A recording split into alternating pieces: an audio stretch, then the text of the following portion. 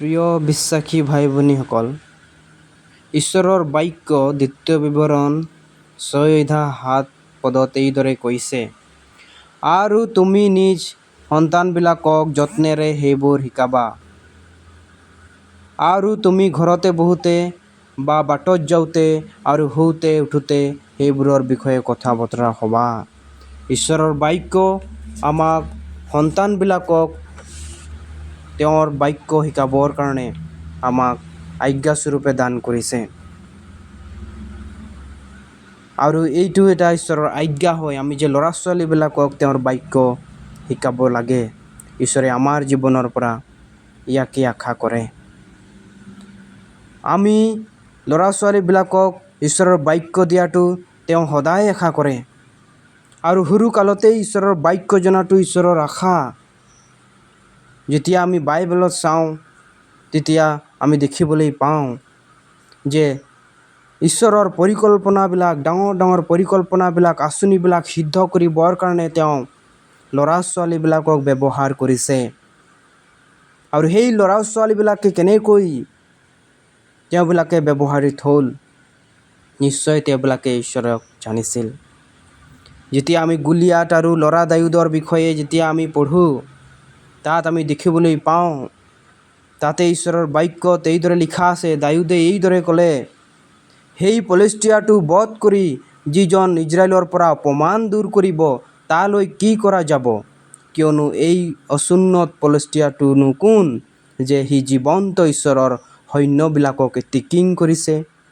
সেই ল'ৰা দাউদে কেনেকৈ গম পালে যে যি সৈন্যবিলাকক গলিয়াতে টিকিং কৰিছে, তেওঁবিলাক যে জীৱন্ত ঈশ্বৰৰ সৈন্য, আৰু তেওঁবিলাকে যে মনোনীত জাতি, সঁচাকৈ ঈশ্বৰে তেওঁবিলাকক মনোনীত কৰিছিল। আৰু সেই সময়ত দাউদে বহুত সৰু আছিল, তেওঁ ল'ৰা আছিল। নিশ্চয় তেওঁৰ দেউতা, নিশ্চয় তেওঁৰ মাকে তেওঁক ঈশ্বৰৰ বাক্য শিকাইছিল, সেইবাবে তেওঁ এই কথাষাৰ তেওঁ ক'বলৈ পাৰিছে। আৰু তাত দেখিলোঁ সেই ল'ৰা দাউদক ঈশ্বৰে ব্যৱহাৰ কৰিলে, আৰু তেওঁ গলিয়াতক বধ কৰি ঈশ্বৰৰ মহান কাৰ্য কৰিলে। আৰু সেইদিনাই বহু মানুহে, বহু সৈন্যবিলাকে ঈশ্বৰৰ প্ৰতি যি ভৰসা তেওঁবিলাকৰ আছিলে, আকৌ বাঢ়ি গ'ল। আৰু যেতিয়া আমি আৰু এটা কথা মনত আমি পেলাব পাৰোঁ যে নামানৰ বিষয়ে, নামানৰ কষ্টৰোগ আছিলে।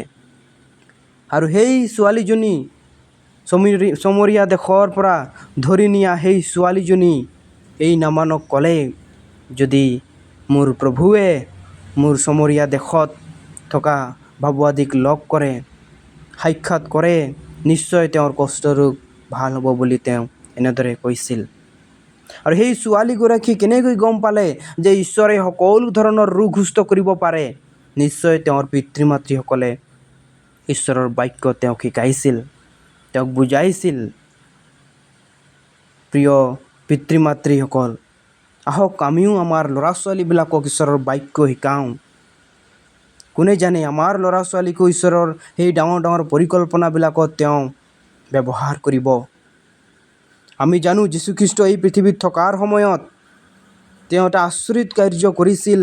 5,000 মানুহক তেওঁ মাছ আৰু পিঠা খুৱাইছিল। এই মাছ আৰু পিঠা কাৰ ওচৰত আছিল বাৰু? এটি ল'ৰাৰ হাতত আছিল। আৰু সেই ল'ৰা যীশুখ্ৰীষ্টক তেওঁ মাছ আৰু পিঠা তেওঁ দিলে। সেই ল'ৰা নক'লে যে মোৰ মায়ে মোক খাবলৈ দিছে, মোক ভোক লাগিলে মই খাম। নিশ্চয় তেওঁৰ মাকে তেওঁক কৈছিল যে তুমি যীশুৰ বাক্য শুনিবা, তেওঁ জীৱন্ত ঈশ্বৰ হয়, তেওঁ আহিব লগাজন সেয়ে তেওঁৱে মচিহ হয়, তেওঁ যি ক'ব তেওঁ বাক্য তুমি শুনিবা। আৰু সেই ল'ৰা তেওঁৰ নিজৰ মাছ আৰু পিঠা দান কৰিলে, আৰু ঈশ্বৰৰ মহান কাৰ্য সিদ্ধ হ'ল। আৰু সেইদিনা প্ৰভু যীশুখ্ৰীষ্টক বহু মানুহে বিশ্বাস কৰিলে এই কাৰ্য দেখি। আজি কোনে জানে আমাৰ ল'ৰা ছোৱালীকো ঈশ্বৰে তেনেদৰে ব্যৱহাৰ কৰিব পাৰে। গতিকে আহক ঈশ্বৰৰ বাক্য আমাৰ ল'ৰা ছোৱালীবিলাকক শিকাওঁ হওক, যেন তেওঁবিলাকো ঈশ্বৰক জানিব, তেওঁবিলাকো সেই ল'ৰা দাউদৰ নিচিনা, সেই ছোৱালীজনীৰ নিচিনা, আৰু সেই 5টা পিঠা আৰু 2টি মাছ থকা ল'ৰাৰ নিচিনা তেওঁবিলাকো যীশুখ্ৰীষ্টৰ বিষয়ে সৰুকালতেই জানিব। আৰু নিশ্চয় এদিন আমাৰ সমাজ আগবাঢ়িব, আমাৰ মণ্ডলী আধ্যাত্মিক দিশতো আমি আগবাঢ়িব। এই বাক্যৰ যোগেদি ঈশ্বৰ সকলোকে আশীৰ্বাদ কৰক।